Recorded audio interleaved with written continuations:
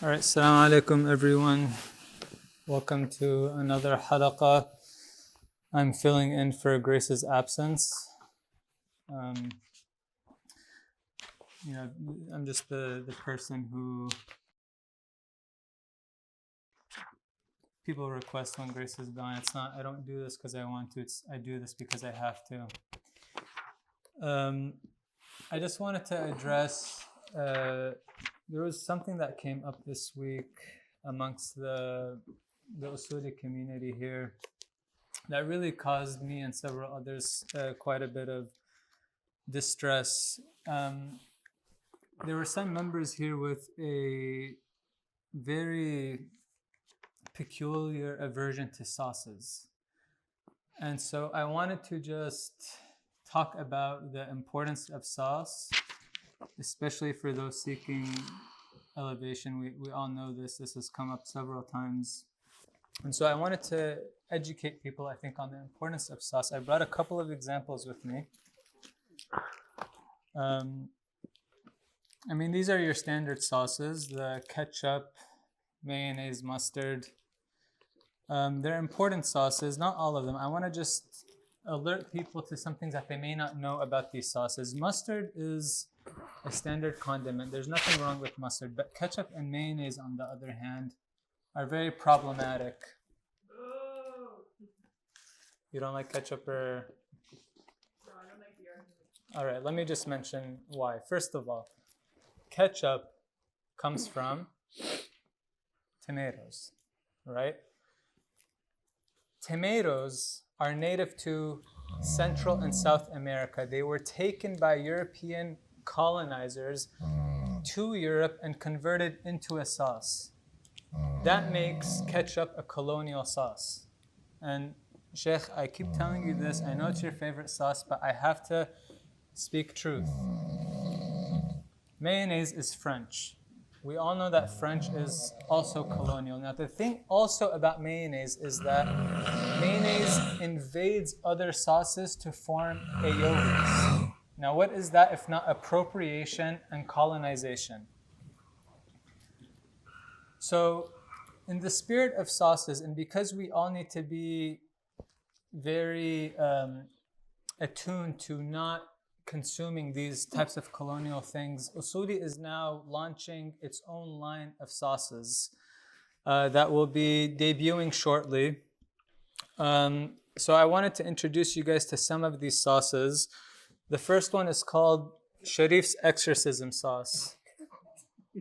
Right, just for people on the camera to see. Sharif's Exorcism Sauce. Now, we tried this with a focus group, and they said that it works much better as a laxative than a sauce. And so, we came up with the following tagline for Sharif's Exorcism Sauce. It says, if your tummy is upset and you require relief, exercise your bowels with the sauce by Sharif.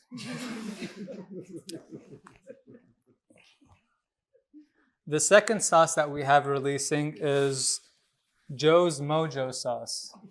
Now you can see here Joe's Mojo Sauce. The colors aren't showing up, but it's a very Manchester sky gray.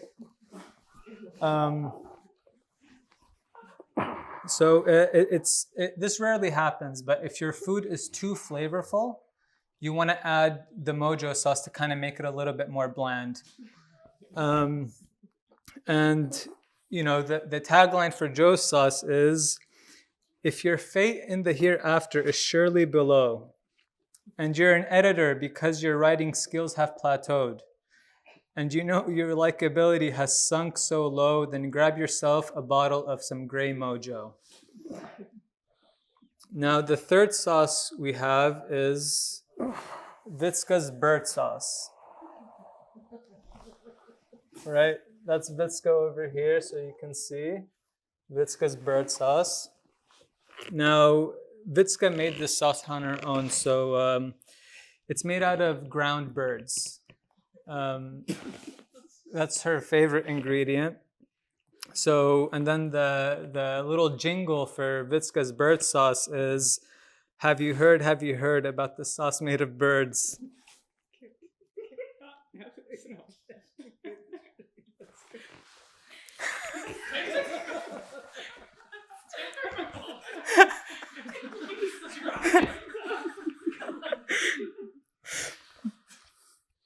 If you want to call, okay, have you heard about the sauce made of birds? If you want to colonize and will never apologize, then Witzka's bird sauce is the one that's preferred. So that's just what we have coming up for Saudi. A lot to look forward to. Many changes happening. Alhamdulillah. And without further ado, الحكم العطائية.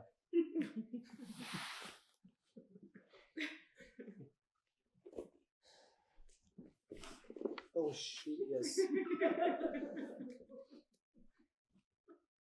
you go. Wow. I have to follow this. Just for those who don't know, online, I don't know if what will happen to this piece, but just so you know that Rami has degrees from UCLA, Oxford, Stanford, Princeton. So apparently, you need all this learning to be an expert on sauce, and probably he's going to establish a madrasa if you want to study with him. I'm sure he's going to be an excellent teacher and mentor The sauce sciences. for the sauce sciences. And many, you have no idea, he has insights about all types of things, not just sauce. الحمد لله. طيب بسم الله الرحمن الرحيم. سبحان الله والحمد لله رب العالمين. اللهم صل وسلم وبارك على محمد وعلى آله وأصحابه ومن تبعهم بإحسان إلى يوم الدين. اللهم اشرح لي صدري ويسر لي أمري واحلل عقدة من لساني يفقهوا قولي.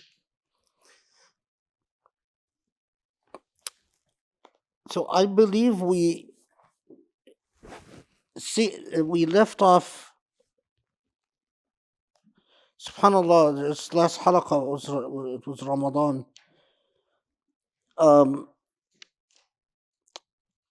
63 and 64 are very intertwined, and they affirm the same principles. من لم يقبل على الله بملاطفات الإحسان قيد إليه بسلاسل الامتحان.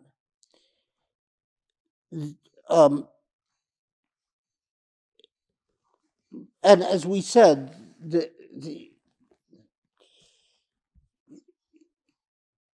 you can draw near to Allah subhanahu wa ta'ala either out of love or out of panic. And as by this count, number 63, that whoever does not draw near to God as a result of love. Oh, okay. Thank you. I believe this is tea, right? Yeah. Not sauce. Not sauce, tea. Not an usuli sauce.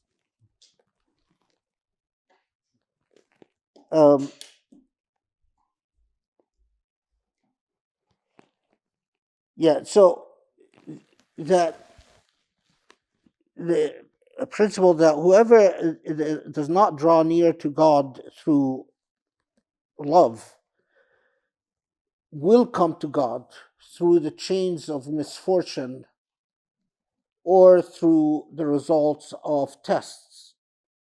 And as we said last time, that the nature of human beings is that when tested is the time that God is most present in their mind. If you, I remember reading diaries of prisoners, and one of the things that when people enter prison, even those who have never believed in God find God in prison, and that's sociologically understandable. But the affirmation of that principle is that if you are a wise human being, you would come willingly and lovingly to God, not wait until God sends misfortune your way so that you would remember God. So this is just a review from our last halaqah, just as a reminder. Then 64 by this count: من لم يشكر النعم فقد تعرض لزوالها ومن شكرها فقد قيدها بعقالها.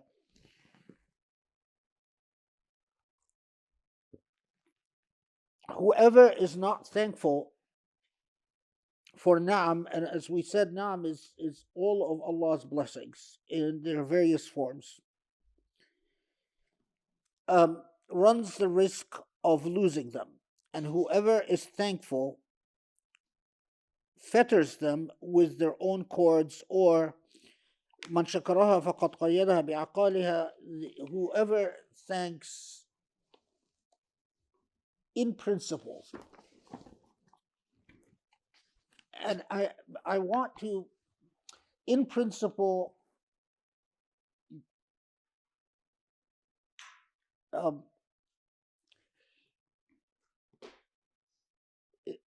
bonds these blessings to themselves. Now, what I want to elaborate upon here is something that what is being affirmed here, and it's a subtle distinction, but it is important to understand. What is being affirmed here is not the empirical inevitability. The principle is not saying that you have a warranty from God that if you are grateful, that God will continue giving you the blessings that God bestowed upon you. It is not an affirmation of an empirical principle. What it affirms is an ethical principle that you, receiving blessings from Allah, receiving na'am, what is invoked is a dynamic of adab.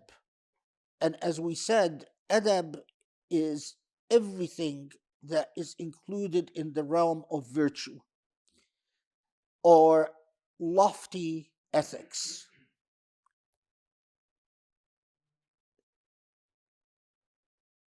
The principle that is affirmed or the dynamic that is invoked is a better way of putting it, is that what adab dictates, what virtue dictates, is gratitude for receiving what you receive. If you are not grateful, then you violated the dynamic or you violated the obligation or the virtuous obligation of gratitude. It is always the case that you owe gratitude for whatever is received. That is an ethical principle. Now, so you have a choice in receiving whatever na'am you receive. The choice that you have is either to affirm the ethical principle or to ignore the ethical principle. Once you affirm the ethical principle, in principle, you have discharged your obligation. In principle, you have discharged your obligation that would normally, under normal ethical dynamics, would mean that you deserve what you've received. And because you deserved what you've received, you haven't done anything that would constitute a breach of that ethical dynamic. And so you don't deserve a denial of inam. If you give me something and I am grateful, then proper ethics is that I deserve what I was given, and I deserve to receive more of it at an ethical level. However, if you give me something and I am not grateful, and I do not express gratitude, I do not act gratefully, that is a breach of an ethical dynamic. And the breach of an ethical dynamic, in principle, means that you are acting righteously if you do not give me what you've given me before as a result of my ingratitude. That point is clear? Okay. So now, that puts us in a situation where if I am grateful and yet I am denied, then the reason for my denial is not my lack of gratitude, but I would be a wise person to think about what does that denial, despite my gratitude, mean. Similarly, if I am ungrateful and I am denied, and somehow it escapes my notice that I was denied because I am ungrateful, you would say I'm not a logical person. I'm not a person who thinks correctly. Now, what if I'm ungrateful and what happens is that I find that what I was ungrateful for is in fact comes to me in droves. In other words, I'm ungrateful, I deserve denial, but in fact, I'm not denied, but I'm given much more. If you are engaged in proper ethical thinking, you would say, well, you were given much more despite your ingratitude, which means that it cannot be that what the blessings that you've received despite your ingratitude cannot be at the level of ethical thinking for your own good. You are being given despite your ingratitude. So it is not for your own good. Something is going on here other than compensating you for what you deserve. You are being given despite the fact that you don't deserve. And that is the relationship that is being affirmed here. It is like saying, you go tell your mother tells you always say thank you.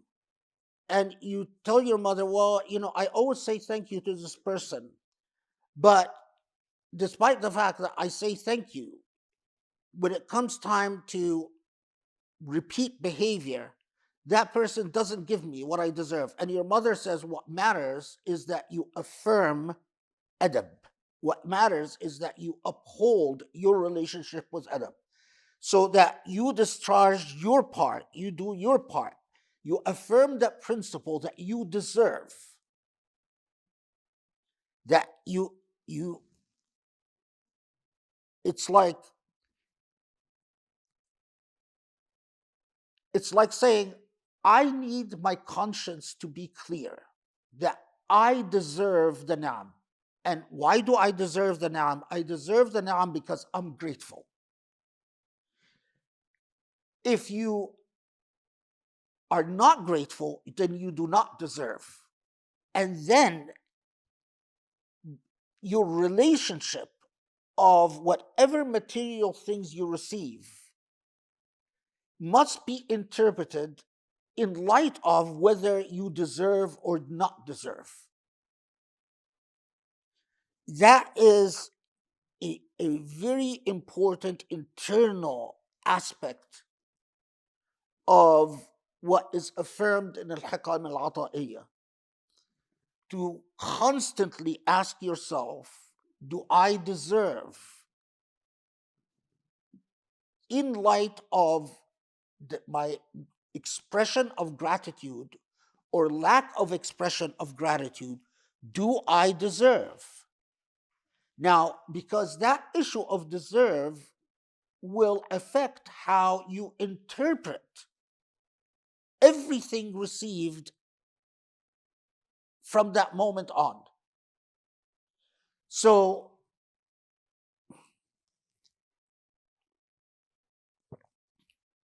and I'm just dwelling upon this point because it is critical in your relationship with your maker. It is an entirely different thing when you know in your heart that, as a matter of adab, you've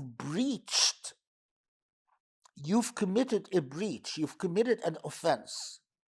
And so when you are denied, in your heart, you know you deserve the denial. It is a completely different thing than when in your heart you tell yourself, because you know in your heart that you don't deserve the denial. And that affects how you relate to every test that comes your way.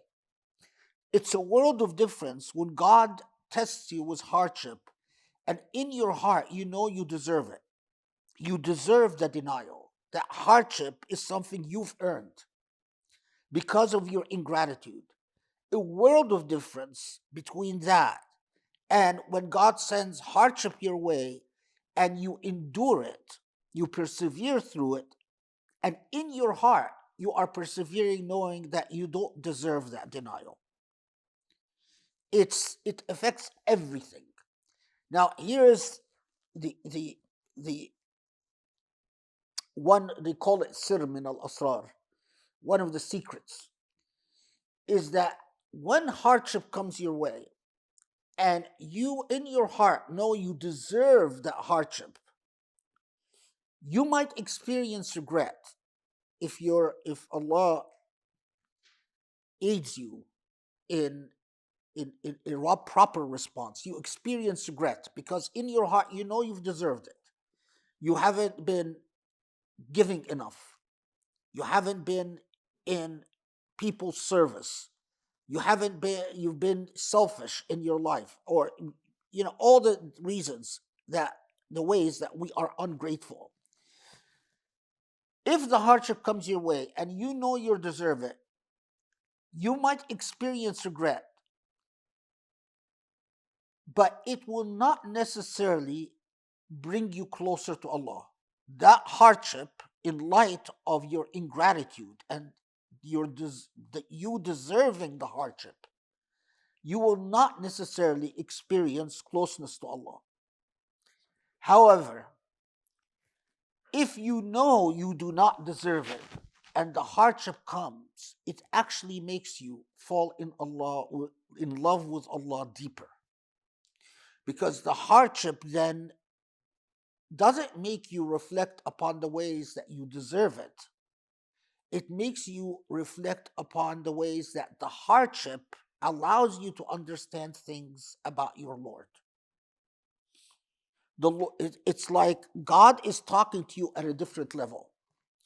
It's like when God is talking to an innocent person who doesn't deserve, and that innocent person listens to what God is telling them in a very different way than a guilty person.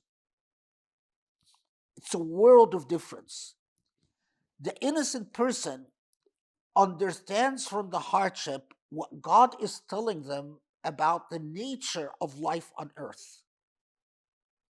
It's like God is telling them, I am detaching you, I am teaching you that life on earth is not as important as you might think it is. Or I am teaching you that the only real reality for you to be aware of is me. These material things are but delusions. A guilty person receives a hardship very differently. A guilty person can't wait for the hardship to end. because they're learning nothing from the hardship other than guilt. And so they can't wait for it to be over. There is no, it doesn't lead to any futuhat, any enlightenment beyond the endurance of the hardship itself. So, what these principles are teaching is that, again, if you are wise, you want to be in a position of innocence. You want to discharge your gratitude. So, if Allah wills, Allah will give you what you deserve, which is more ni'am, more blessings, because your gratitude makes you deserving. And your gratitude and the fact you are deserving makes you innocent. But if Allah chooses to test you, you don't want to receive hardship in life with the awareness that you deserve it. It's the worst thing. It is, in fact, you want to receive hardship in life with the feeling that I'm innocent. I know I'm innocent. This is not what I deserve. Now, we left off at a very important point in the ilm al-adab, because I mean, there is a very common saying in, and I think I might have even mentioned it.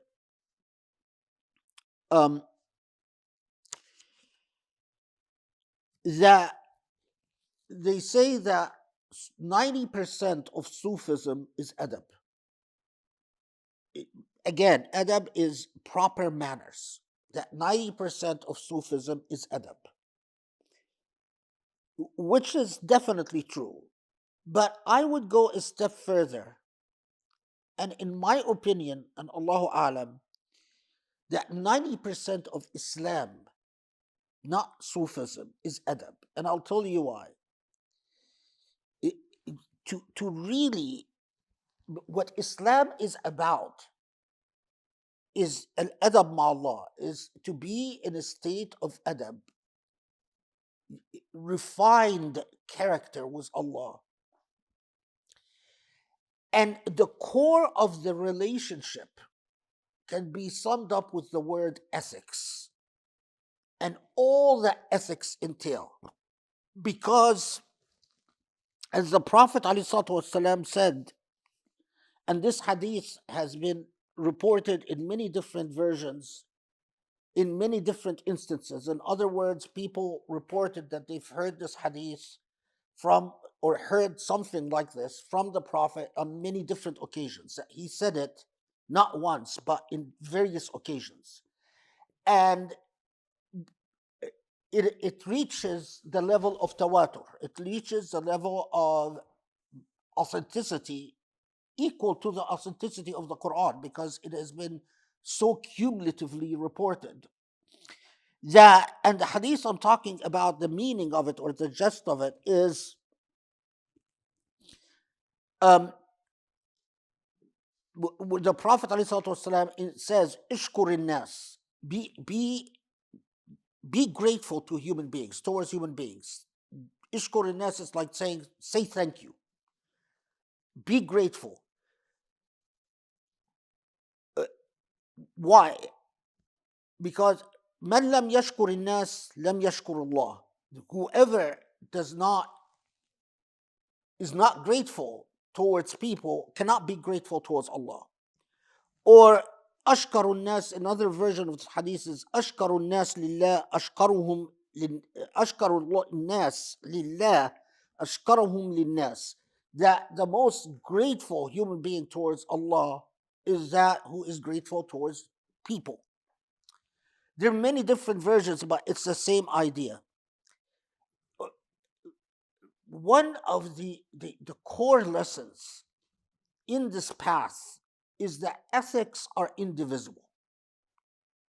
It is incoherent for someone to say, I am good-natured with Allah I am polite with Allah, but I'm impolite with human beings. It is an impossibility. It cannot be.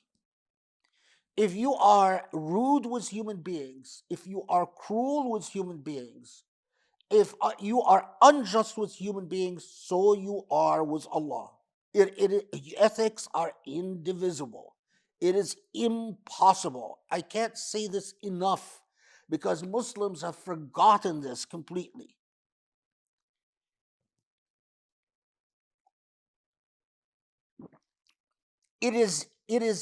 It's even as we will see in one of the Hikam coming, it is impossible that you are arrogant with human beings, but modest with Allah.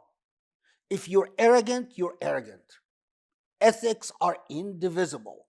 If you're rude, you're rude. If you're cruel, you're cruel. If you're ungrateful, you're ungrateful. So whatever you extend to your Lord, you must extend to creation. Your Lord and creation are indivisible in themselves, because one of the principles you learn in Sufism, but I go a step beyond that and say the principles that you learn in Islam, because for me, this is Islam, it's not Sufism, is that creation is nothing but your Lord. Allah is everywhere and in everything. And we see the fingerprints of your Lord in every moment, at every second in creation. We human beings are nothing but manifestations of the breath of our Lord. So every human being is carrying Allah's breath in them. And reality is held up. Reality maintains its integrity, as artificial as it is, because of your Lord. But for your Lord, we would not see what we would not interpret the world the way that we interpret the world. It is at a philosophical level, at a moral level, the only real existence is but your Lord. Allah is the only real existence. Everything else are but shadows and but, if you will, trappings, zina. Allah creates them as artificial stimulants to our consciousness so that we can live on this earth believing in the reality that we believe in. But does this reality have any truth in and of itself? No, it doesn't. Cells look at things at a subatomic, look at things at a micro level.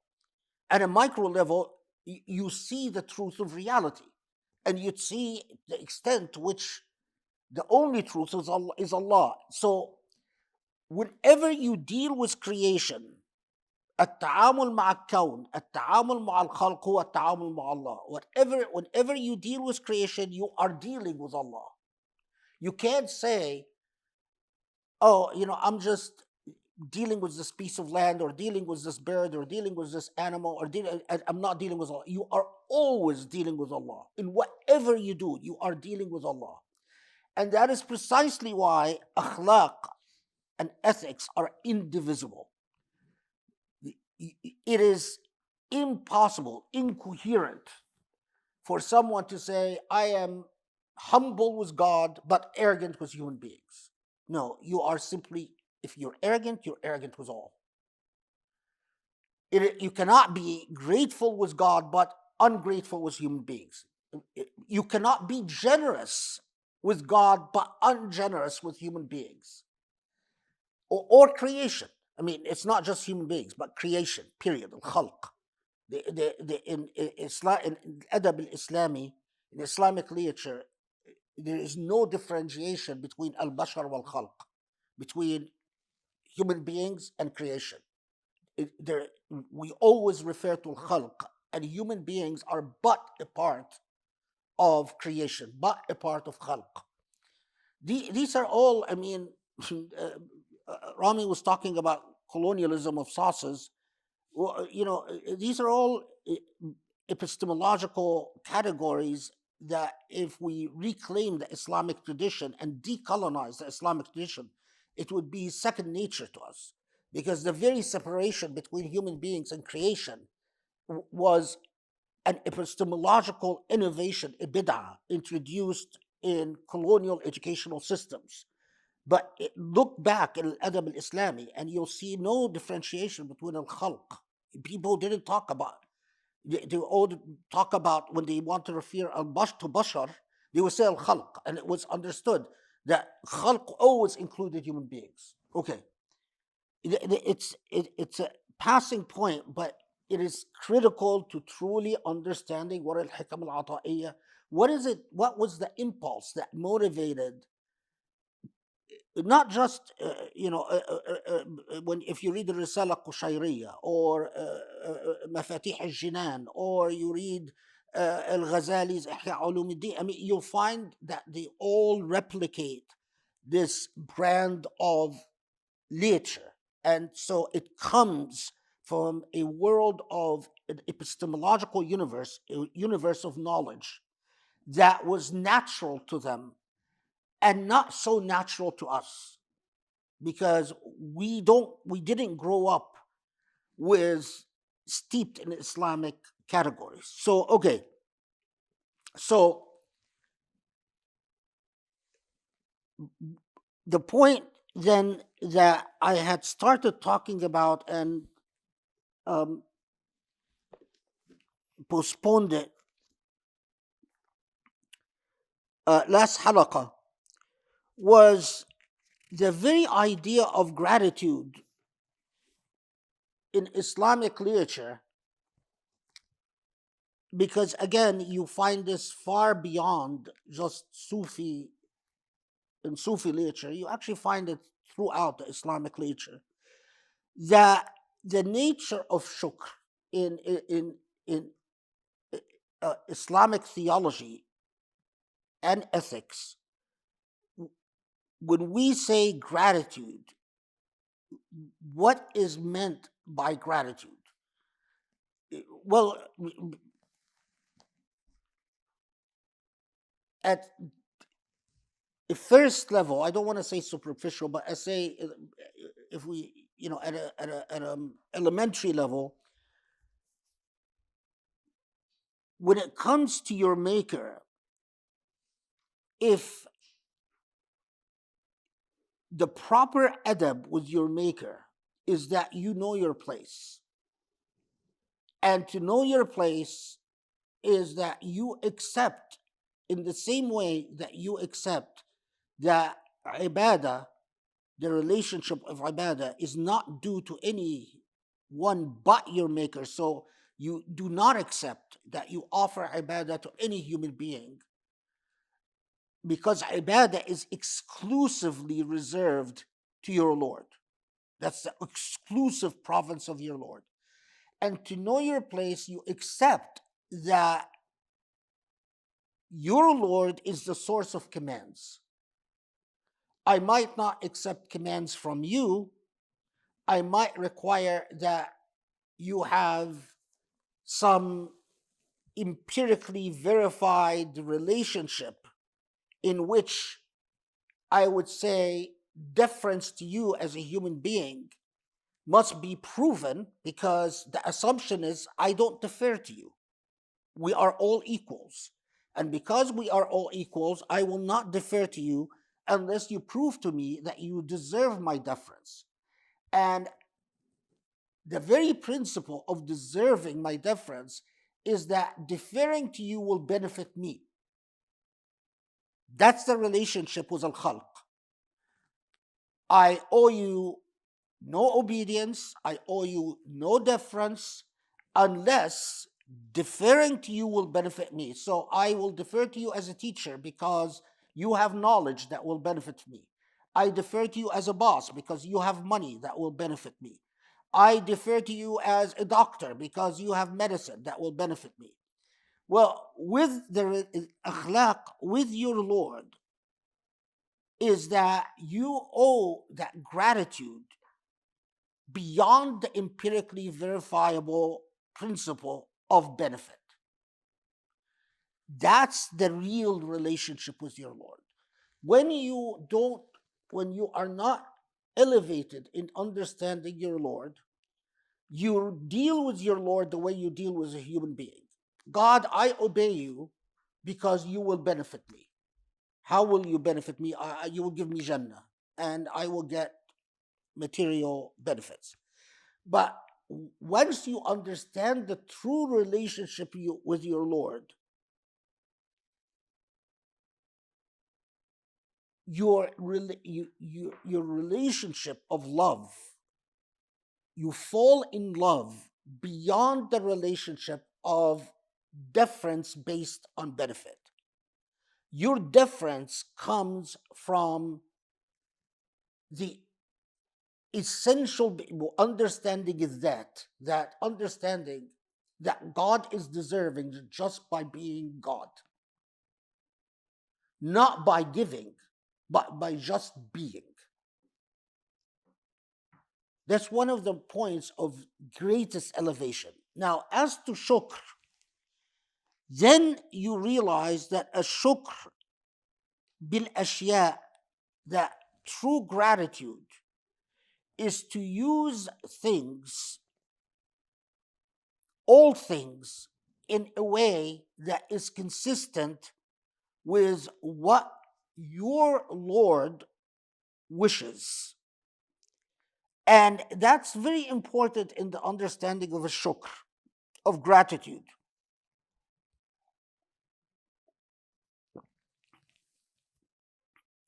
So they say that shukr qalb. So now then, as we started talking about last halaqah, that you express gratitude with using everything in its just way,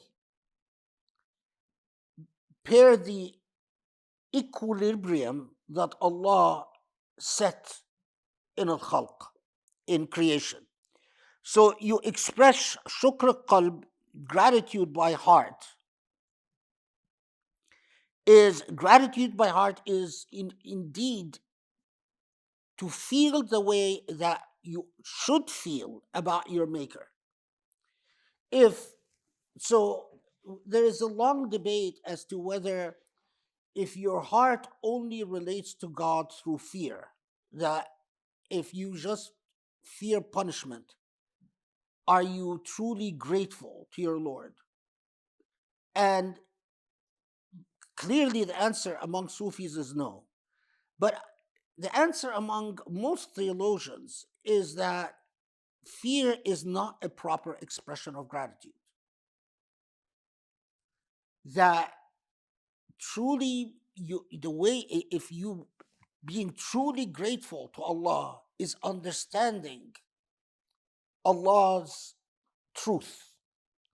And Allah's truth is that Allah is a kawn, that Allah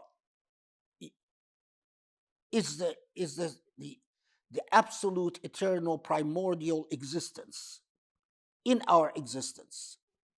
So, and to understand that all blessings come to you, whatever blessings you enjoy through Allah's will, and all denials are through Allah's will.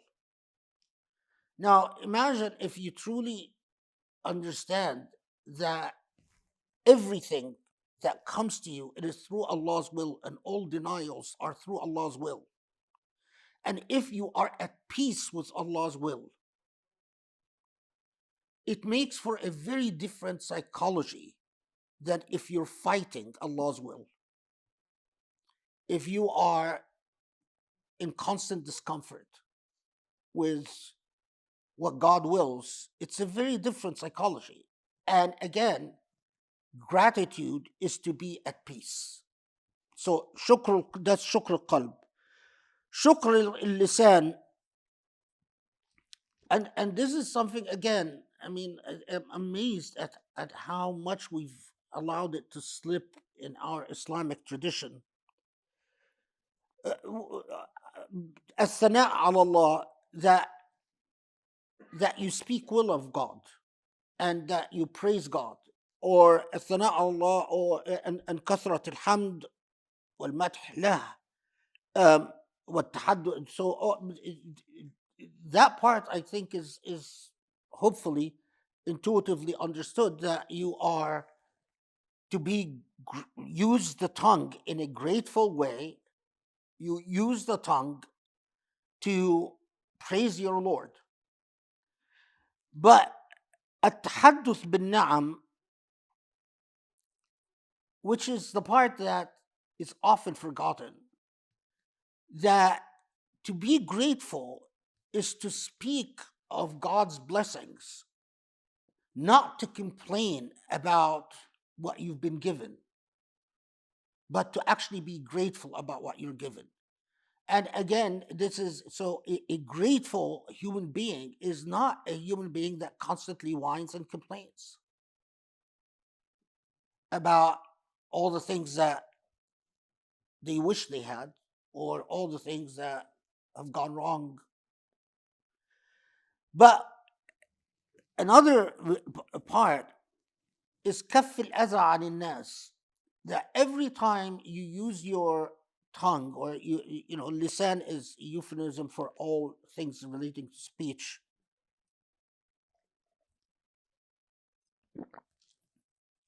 to commit aggression against people, like by backbiting, or like slandering, or like to expose awrat, the privacies of people. That's all an ingratitude. These are all expressions of ingratitude, because you're using this in a way that is inconsistent with the ethics of your Lord.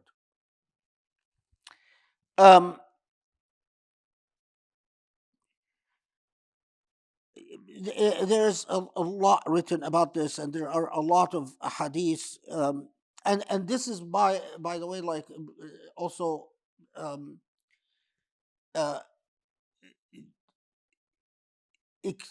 expression of salam, when you properly greet people, or when you properly thank people, it is all part of an adab of gratitude, the adab of shukr. And remember that in when you act justly, you are acting towards Allah. So although I superficially I'm thanking you, but I am affirming Allah's will in existence. And so I am, in fact, my adab is going towards Allah, not just you. Okay. Where is the, yeah. Yeah, so for instance, they say that gratitude شكر الأذنين, إذا سمعت بها خيرا وعيته, وإذا سمعت بهما شرا دفنته. That the way that you use the ears in an expression of shukr is that you pay attention, you give your ear to whatever is khair, whatever is good, and whatever is inconsistent with God's purposes, like slandering people, you shut your ear to it. You don't listen. So, I mean, it's remarkable, like in the age of social media, how frequently we ignore that. Gratitude in using the hands. They talk a lot about this. That you only take what is yours. So the very idea of taking, and the taking being a form of shukr. In other words, that whatever in your heart you know you do not deserve is not due to you. Um, Under this category is where they often discuss your relationship to money. If you think your money is yours rather than something that you're entrusted in, it is using your hands in a way that is ungrateful, because you're assuming that an entitlement in what you're not entitled to. Shukr al-Batn is, they often talk about that um, that's what I say. Yeah, the saying, "Asfaluhu sabra wa a'lahu ilma." That there was an old, I don't know how to, an old moral or norm in the Islamic tradition that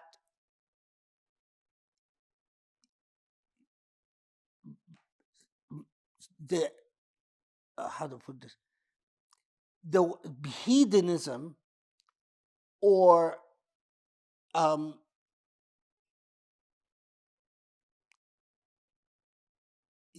being being iniquitous in your relationship to material things always starts with the stomach. So there's so much. If you just want to, if you look at Ihya Ulumuddin by Ghazali, you'll see how he writes extensively about what your relationship ought to be to your stomach. What they mean by this is consumption, obviously. To what extent you must, uh, and the stomach here, of course, is symbolic to your relationship to consuming things. And what they mean when they say this expression, "asfaluhu sabra wa a'lahu ilma," is that the idea that it's as if filling your stomach dulls your intellect, dulls your moral senses. Whoever exists always concerned with how they will fill their stomach becomes dull intellectually and dull morally. And so a great deal of emphasis, and this is from the Sunnah of the Prophet ﷺ, because he was like that. The Prophet himself was like that, in that you resist and defy the cravings of your stomach. So you practice denial to free your intellect and to free your moral senses. That's what this okay. Um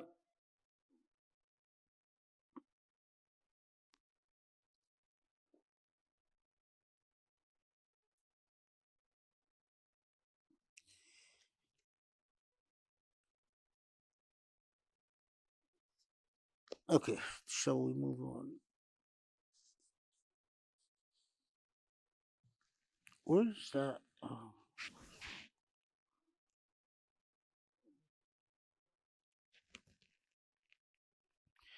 Yeah, one of the things that it's a interesting reminder, but is that whoever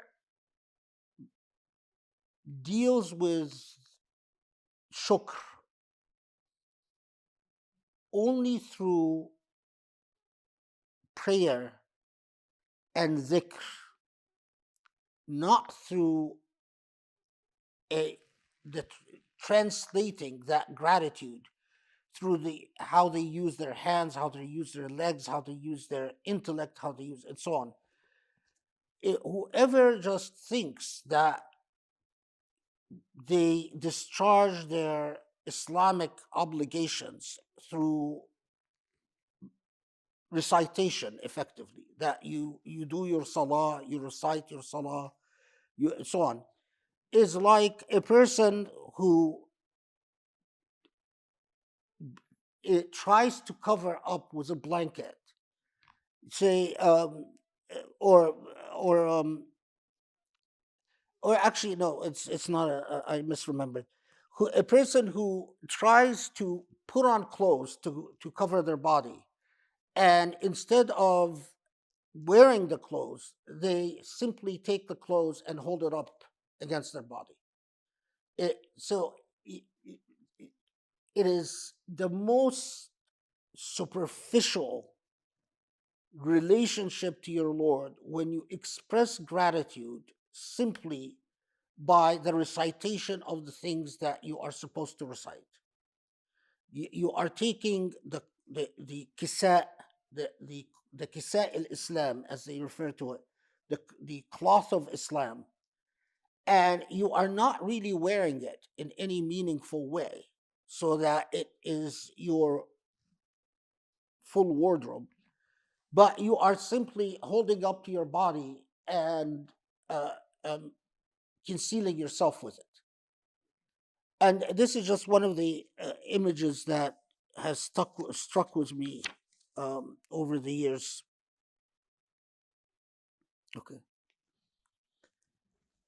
let's move on to the one after.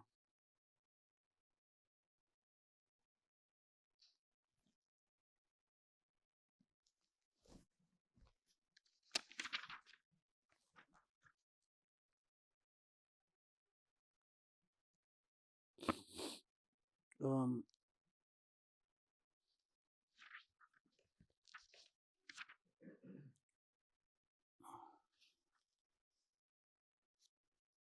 where is it?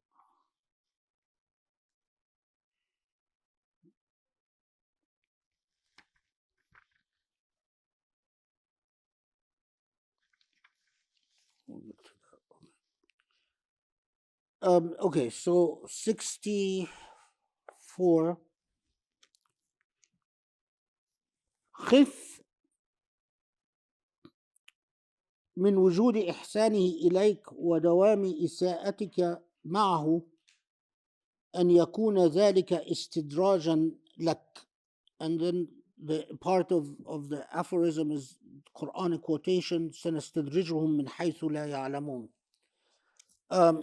Let's look at the translation. This one, I hope it will be fairly straightforward.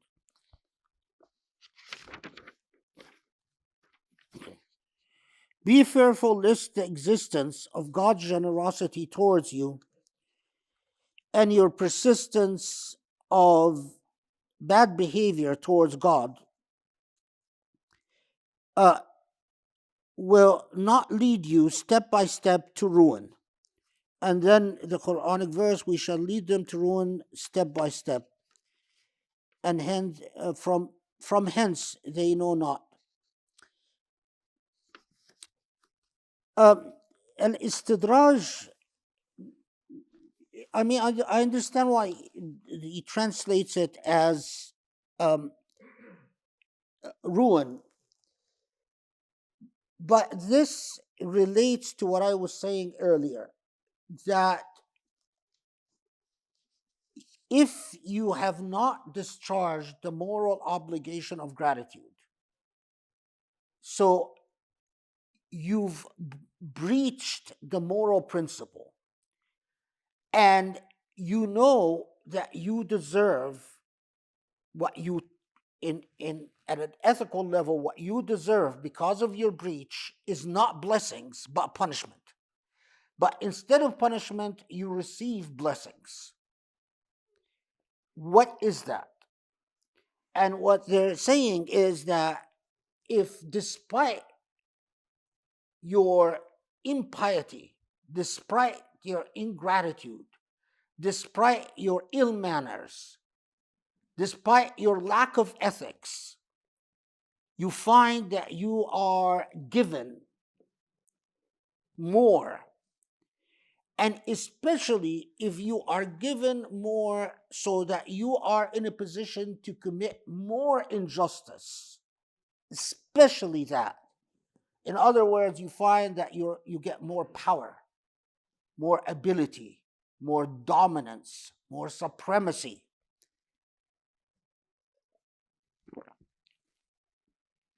That all of that is as if Allah is leading you to your ruin. Now, here is something quite important. And this is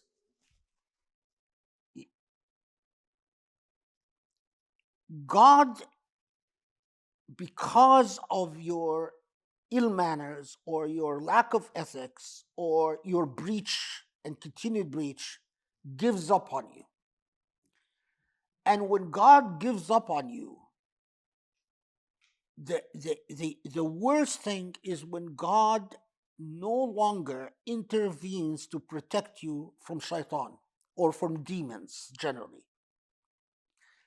And then you never know if your fate, your qadar, your affairs are being now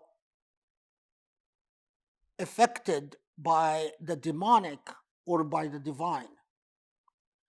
And the worst thing is when your fate is being affected by the demonic. Because the demonic will never give you anything for your own good. And the very nature of the demonic is to allow you to receive, so you will go further and further astray. And that's the worst trap in the world. Because to return gets harder and harder and harder. And all that Allah, I mean,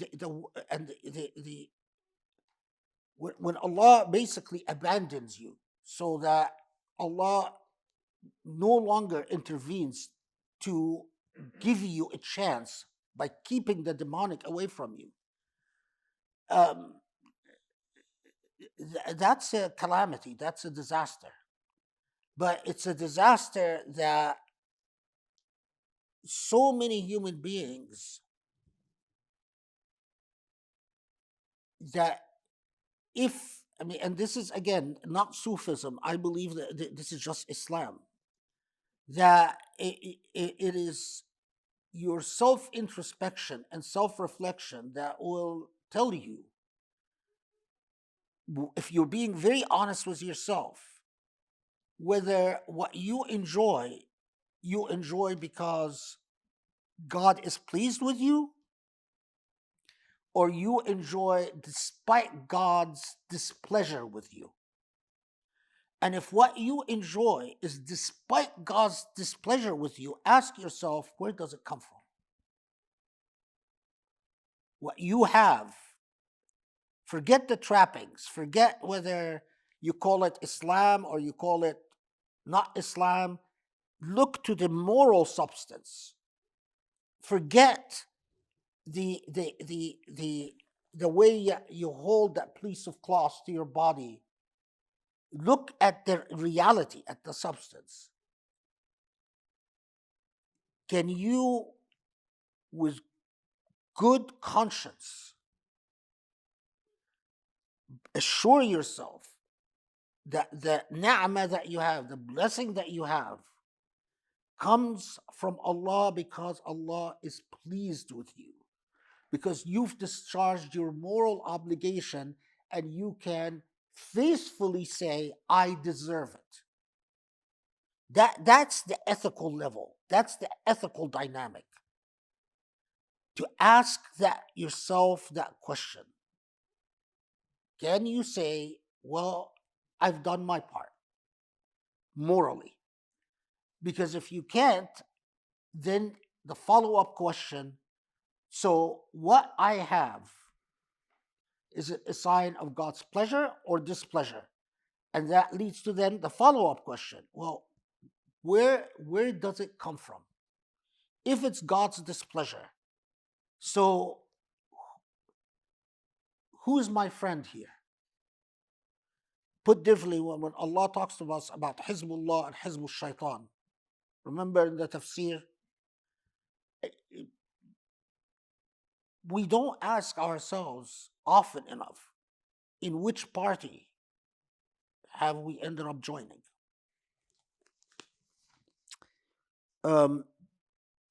Okay.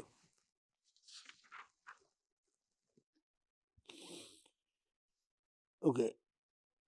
60, by this numbering, 65.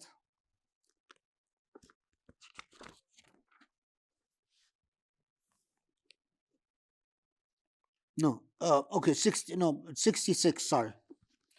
The numbering is just because it's, yeah.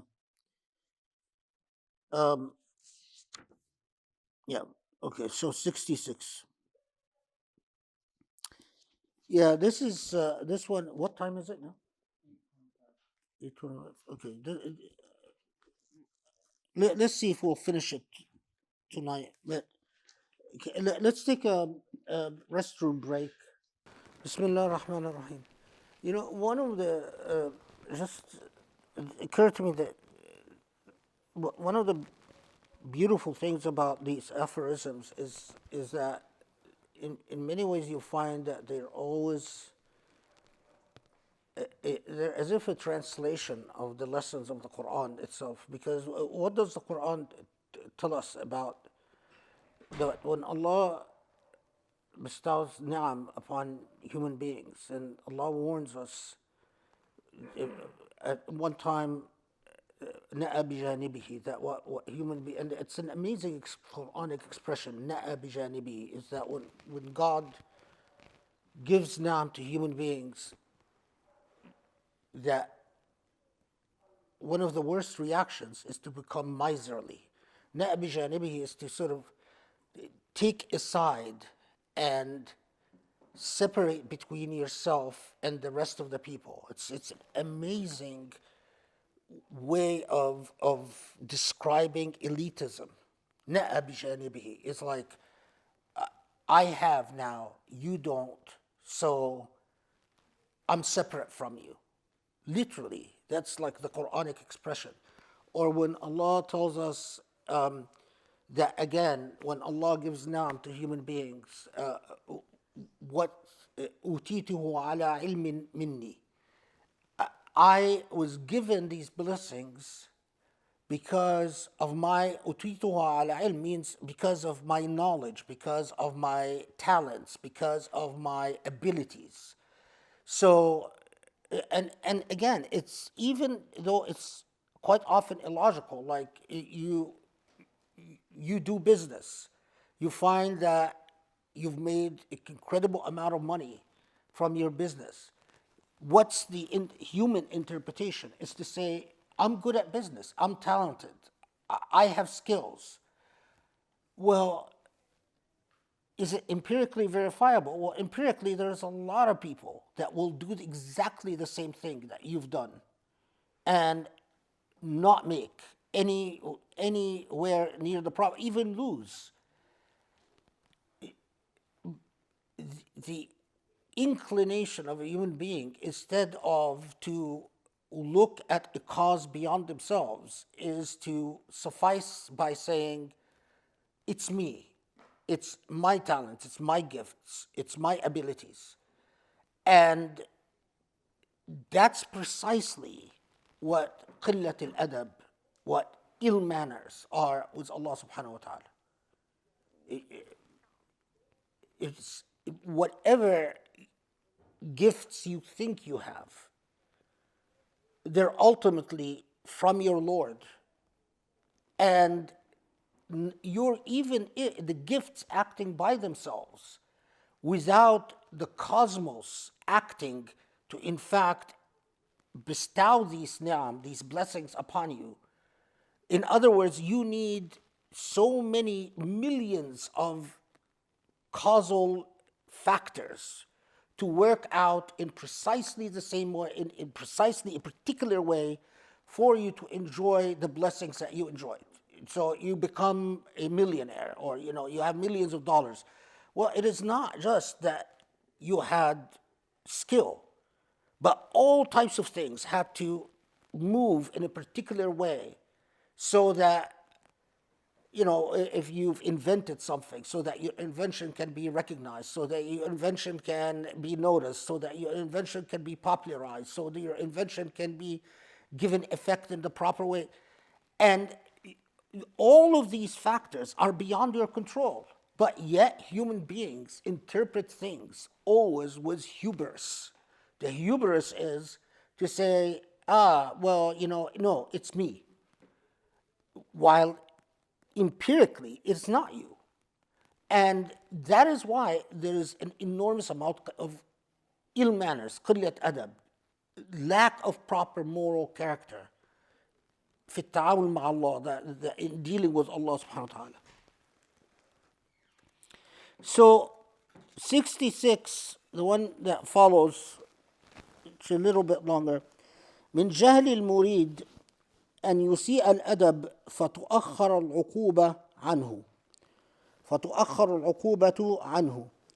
فيقول لو كان هذا سوء أدب لقطع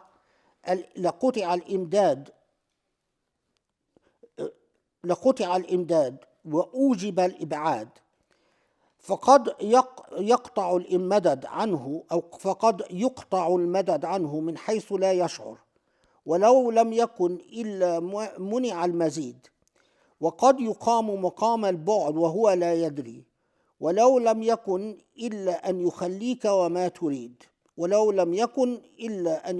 وما تريد So let's just read the translation. It is ignorance on part of the novice. Al-Murid, of course, is the student, the seeker. It is ignorance on part of the seeker, the novice, the student, to act improperly, and then his punishment having been delayed, to say, if this has been improper conduct, this would have shut off help and imposed exile. لقطع الإمداد وأوجب الإبعاد. Okay, I'll explain because the translation is a little. Shut off help and impose exile. Help could be withdrawn from him without him being aware of it, if only by blocking its increase. And it could be that you are made to abide at a distance without your knowing it, if only by God leaving you to do as you like. Okay, so the translation is a little bit awkward, but because maybe it's a little bit literal.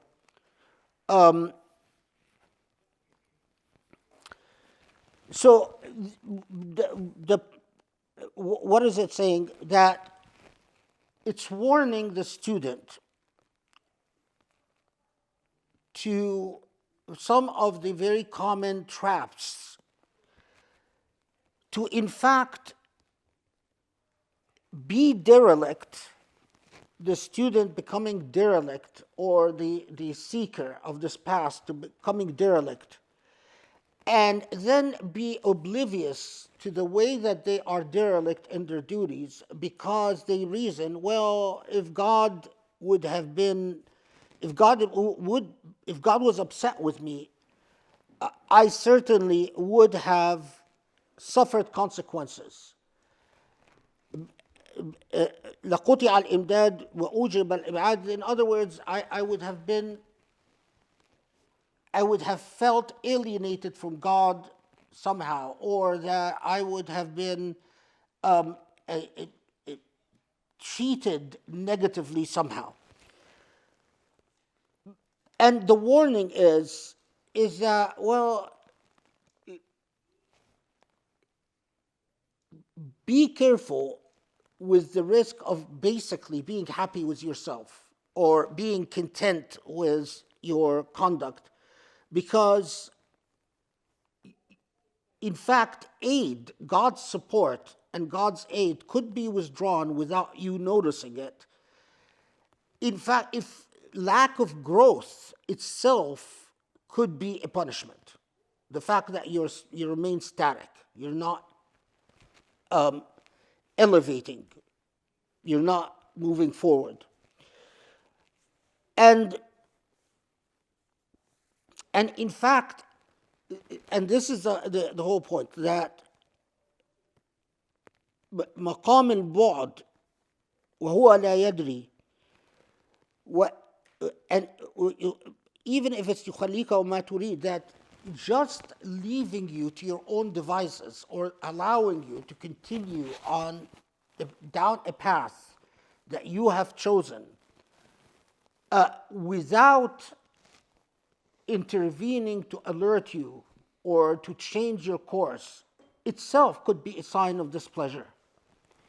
So now again, remember that these aphorisms are supposed to be learned in total, and each aphorism is supposed to balance the other. And the critical point with this one is to tell you that this idea of إساءة الأدب, that being aware of the various ways that إساءة الأدب, literally to be rude with God, to be ill-mannered with God, to be alert to all the ways that you could be ill-mannered with God, taking God for granted. And as we will see, even when you assume that God, you assume that God owes you a certain futuhat, a certain revelations, or certain enlightenment, and you despair because you're not going at the pace that you want. That's إساءة الأدب, that's being ill-mannered with God. When you want to basically tell God, I'm with you, but I call the pace. I want you to deal with me at my pace. That's being ill-mannered. Ingratitude, as we will see in the aphorism after, ingratitude with your teachers, or which happens very frequently. You start out and then you get impatient with being in a grateful relationship with your mentor.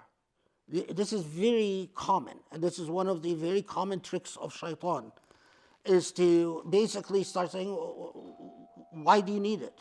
You're gifted, you're brilliant, you're amazing, you're all knowledgeable. And before you know, you are moving on from a sense of gratitude to your teachers. That's again ill-mannered. That's قلة أدب. Is anyone going to get the door, or is it? Okay. And the most important thing, again, it's not the literal. If people read these aphorisms the way that Ahl al-Hadith often deal with Hadith, you get misguided very quickly.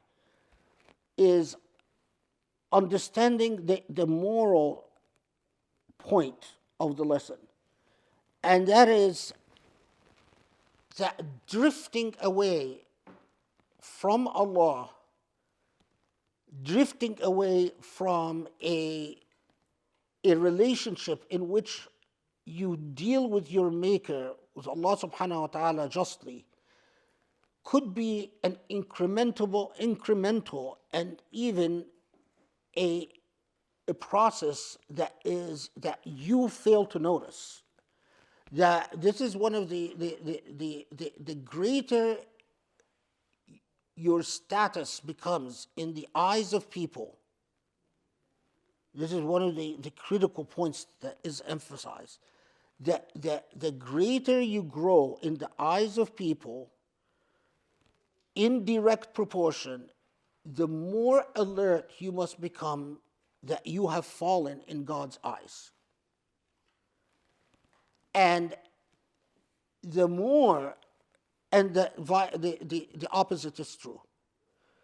The less you are in the eyes of people,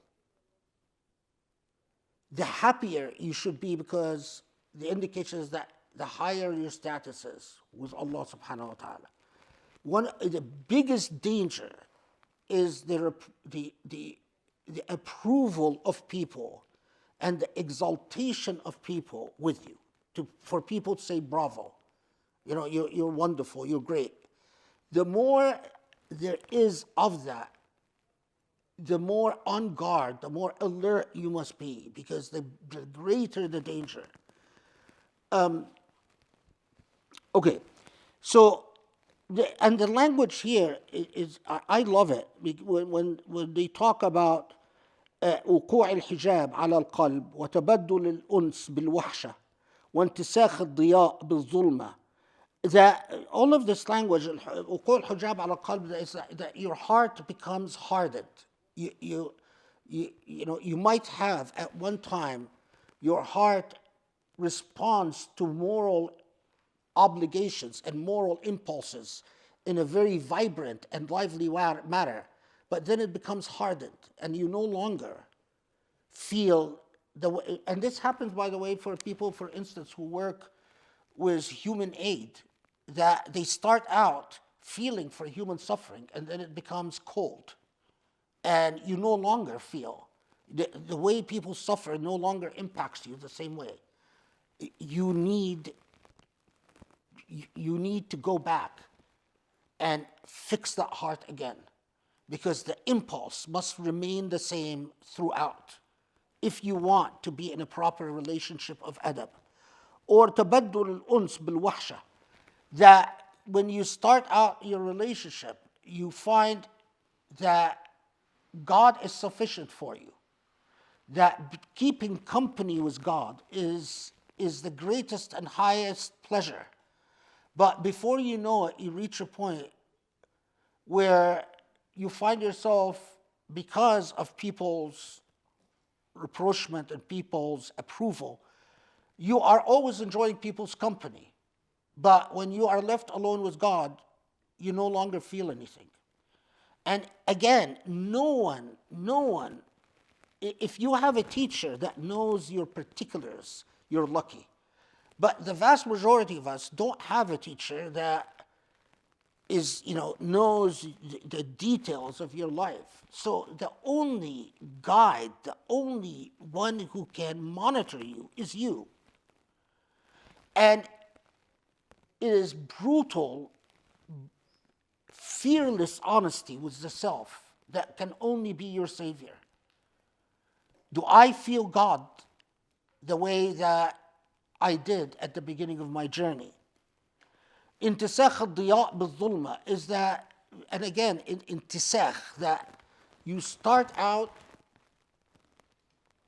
a seeker of the light. But then انتساخ الضياء بالظلمة is again a wonderful expression, that you no longer can differentiate between darkness and light. It's as if darkness camouflages as light and light camouflages as darkness. All of this comes from the hubris of the self. All of this comes from qillat al-adab, from allowing yourself to be ill-mannered with your maker, and your ill-manner with your maker cannot be unless you are ill-mannered with others. In other words, the commission of injustice is indivisible. There are many lessons that are taught in this context, and you spend quite a few weeks on this particular, because it's a warning to the murid, it's a warning to the disciple, to the student. So you spend quite a bit. So I mean, I'll just give you a taste we're already past 9. So, you know what? No. Let me just close with this. This is a saying that is attributed to Ibn al-Mubarak, who was one of the great Sufi figures. But before we go to Ibn al-Mubarak, remember that the Prophet ﷺ, in again one of the famous ahadith, where the Prophet ﷺ says, أَدَّبَنِي رَبِّي فَأَحْسَنَ تَأْدِيبِي ثُمَّ أَمَرَنِي بِمَكَارِمِ الْأَخْلَاقِ. That when the Prophet says about his relationship with God, what he says is that God taught me adab. In my approach to the Sunnah, but inshallah when we get to the seerah, to the Prophet, when I hear the Prophet ﷺ in a hadith mutawatir says that what Allah did to me is taught me adab, فَأَحْسَنَ تَأْدِيبِي. And so Allah raised me so that I have proper adab, and then added to the adab makarim al-akhlaq, the perfection of virtues. When I find anything in the seerah that through proper ethical thinking is inconsistent with adab, I cannot accept it as authentic. This is one of the big fallacies and failures of Ahl al-Hadith. Is Allah tells us, when Allah says, وَإِنَّكَ لَعَلَى خُلْقٍ عَظِيمٍ, that you have great moral character. And the Prophet in Hadith Mutawatir says, Allah taught me the adab. And I use adab accounting for the historical context.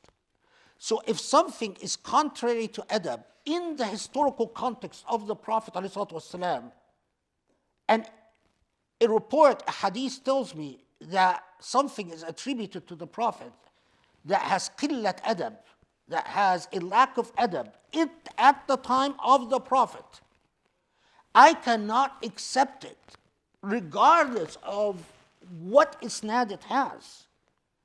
To me, it is a betrayal of Islam.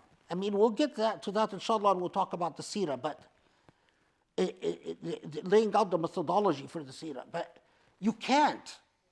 How can you accept some isnad of some guy just because you're told so heard it from so heard it from so, and then it is something that if you did your homework as a historical researcher, you know that this is something at the time was considered munafi lil adab, something that is inconsistent with adab. You can't accept it. And so, I mean, we'll get to the whole issue of captives of war and slavery and all of that stuff. But that is one of the fatal flaws of researchers, and to see it among modern Muslims is even a greater crime. Because maybe I can forgive the Ahl al-Hadith who, had no awareness other than a good memory, but complete lack of analytical powers. But how do you accept it when you find a modern Muslim does it?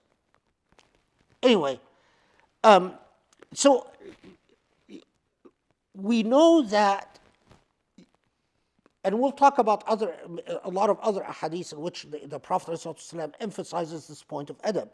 So when we find Ibn Mubarak tells us that نحن إلى قليل من الأدب أحوج منا إلى كثير من العلم, it's something that should make us pause and listen very carefully. What Ibn al-Mubarak says is something that you find in numerous books of theology. I mean, again, the best example for in mainstream Sunnism is al-Ghazali in his Ihya Ulumuddin, when he says, we need a little bit of adab far more than we need a lot of knowledge. What is meant by this is not the type of adab, superficial adab. It's not to say Assalamu alaikum or you are my brother, or hello sister, and so on, and then treat people unkindly or treat people where you deny their selfhood, that's not adab. Real adab is to truly, as the Prophet, the golden principle is that you treat others as you would want yourself treated, as you would want your mother treated, as you want your wife treated, as you would want your sister treated. Consistently in everything. It is not the superficialities of al-lisan. It is not the superficialities of the tongue. And what this is saying is that the heart of the matter in Islam is adab, is proper ethics, which pervade everything. And that is why 90% of Islam is really adab, of the whole relationship of what Islam is, as is, of course, Sufism. Let's continue, inshallah, with 66. There's more to say about it with that, because they talk about a lot more when it comes to 66. Okay, let's stop here, inshallah. We don't have grace to do closing proceedings. The sauce expert.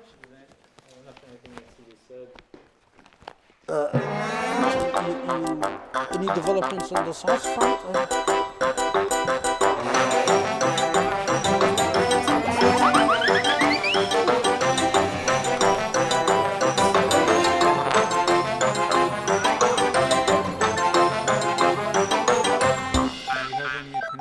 After what you've learned about ketchup? No. I perform i'tizal from this whole sauce issue. But I remove myself from it.